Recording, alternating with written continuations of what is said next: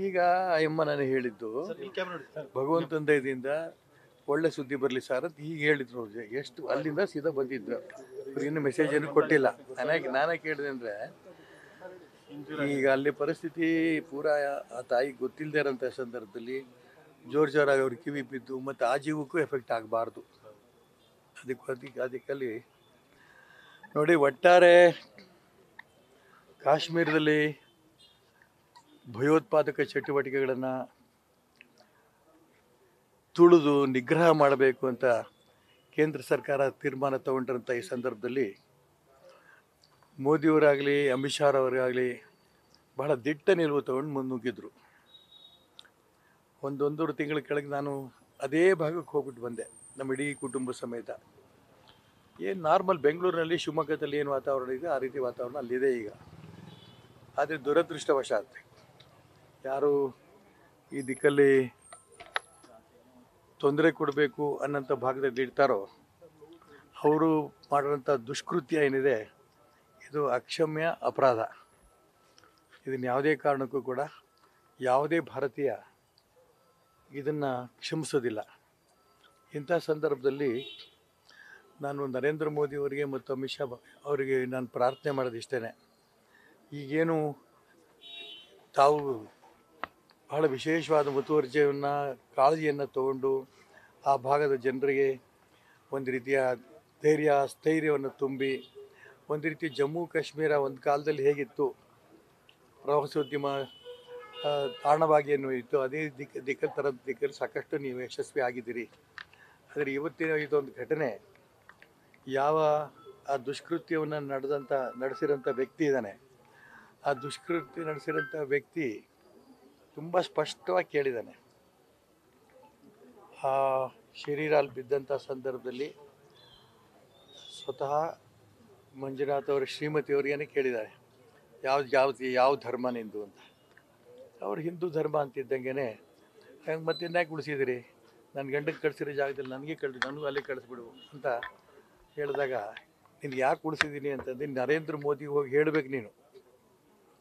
ಇಲ್ಲಿ ಅಂಥ ಪರಿಸ್ಥಿತಿ ಇನ್ನೂ ಇದೆ, ಭಯೋತ್ಪಾದಕ ಚಟುವಟಿಕೆ ಸಾಕಷ್ಟಿದೆ, ಇಲ್ಲಿ ನಿಮ್ಮ ಜೀವಕ್ಕೂ ಕೂಡ ಸೆಕ್ಯೂರಿಟಿ ಇಲ್ಲ ಅನ್ನೋಂಥ ಒಂದು ಅಭಿಪ್ರಾಯ ಮೋದಿಯವರಿಗೆ ತಿಳಿಸ್ಬೇಕು. ಅದಕ್ಕೋಸ್ಕರ ನಿನ್ನ ಮಗನ ಬಿಟ್ಟಿದ್ದೀವಿ ನಾವು ಅನ್ನೋಂಥ ಮಾತನ್ನು ಅವ್ರು ಹೇಳಿದ್ದಾರೆ ಅಂತ ಕೇಳಿ ಇಷ್ಟು ರಾಕ್ಷಸಿ ಕೃತ್ಯ ಇನ್ನೂ ಇಲ್ಲೊಂದು ನಡೀತಾ ಇದೆಯಲ್ಲ ಅನ್ನೋಂಥ ನೋವು ತುಂಬ ನಮಗೆ ಆಗ್ತಾಯಿದೆ.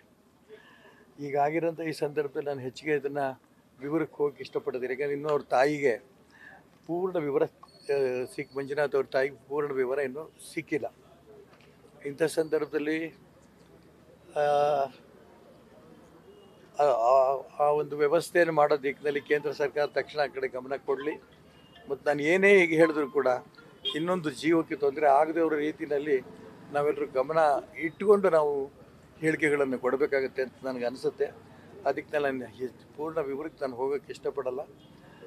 ಅದನ್ನು ಕೇಂದ್ರ ಸರ್ಕಾರ ಗಮನ ಹರಿಸಿ ಆ ದಿಕ್ಕಿನಲ್ಲಿ ಆ ಕುಟುಂಬಕ್ಕೆ ಏನೇನು ಅನುಕೂಲ ಆಗುತ್ತೋ ಅನುಕೂಲವನ್ನು ತಕ್ಷಣ ಮಾಡಬೇಕು ಅನ್ನೋದು ಒಂದು ಕಡೆ ಹೇಳಿದ್ರೆ, ಮತ್ತೊಂದು ಕಡೆ ಈ ರೀತಿ ಭಯೋತ್ಪಾದಕ ಚಟುವಟಿಕೆಗಳೇನು ನಡೆಸ್ತಾ ಇದ್ದಾರೆ, ವಿಶೇಷವಾಗಿ ಹಿಂದೂ ಸಮಾಜದ ಮೇಲೇ ಗುರಿ ಇಟ್ಕೊಂಡು ಏನು ಅನ್ಯಾಯ ಮಾಡೋಕ್ಕೆ ಹೊರಡ್ತಾ ಇದ್ದಾರೆ, ಭಯೋತ್ಪಾದಕ ಚಟುವಟಿಕೆ ನಡೆಸ್ತಾ ಇದ್ದಾರೆ.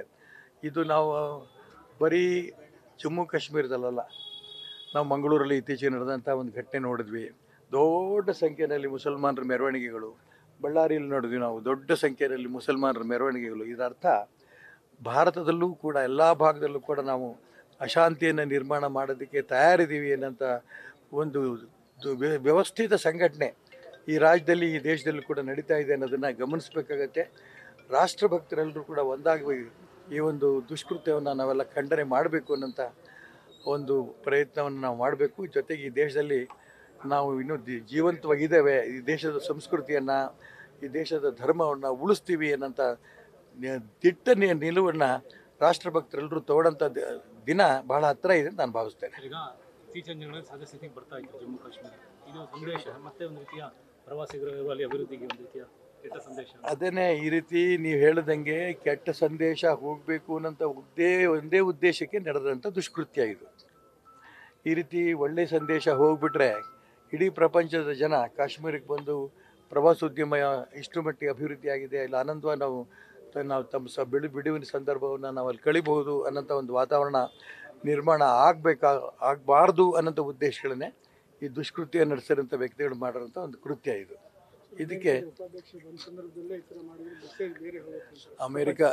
ಅದೇ ನಿಜ, ಅಮೇರಿಕಾದ ಉಪಾಧ್ಯಕ್ಷ ಬಂದು ಹೋಗಿರೋಂಥ ಸಂದರ್ಭದಲ್ಲಿರ್ಬೋದು, ಪ್ರಪಂಚದ ಬೇರೆ ಬೇರೆ ರಾಷ್ಟ್ರಗಳಿಗೆ ಅದರಿಂದ ಒಂದು ರೀತಿಯಲ್ಲಿ ಈ ಭಯೋತ್ಪಾದಕ ಚಟುವಟಿಕೆಗಳನ್ನು ಭಾರತ ಮುಂಚೆ ಇದನ್ನು ಖಂಡನೆ ಮಾಡಬೇಕು ಅಂತ ಹೊರಟಾಗ ವಿಶ್ವಸಂಸ್ಥೆಯಲ್ಲಿ ಎಲ್ಲರೂ ನಕ್ಕರು. ಅಂಥ ಪರಿಸ್ಥಿತಿ ಇವತ್ತಿಲ್ಲ ಅಂತ. ಇವತ್ತು ಇಡೀ ಪ್ರಪಂಚದ ಎಲ್ಲ ರಾಷ್ಟ್ರಗಳಿಗೂ ಕೂಡ ಅದ್ರ ಬಿಸಿ ಮುಟ್ತಾ ಇದೆ. ಈ ರೀತಿ ಭಯೋತ್ಪಾದಕ ಚಟುವಟಿಕೆ ನಡೆಸೋಂಥ ಸಂಘಟನೆಗಳು ಇನ್ನೂ ಪ್ರಪಂಚದಲ್ಲಿ ಅಲ್ಲೊಂದು ಇಲ್ಲೊಂದು ಇದೆ, ಭಾರತ ಮುಂಚೆ ಅಂತ ಹೇಳ್ತಾ ಇದ್ದ ವಿಚಾರ ಸತ್ಯ ಅನ್ನೋದು ಪ್ರಪಂಚದ ಮುಂದೆ ಗಮನಕ್ಕೆ ಬರ್ತಾ ಇದೆ.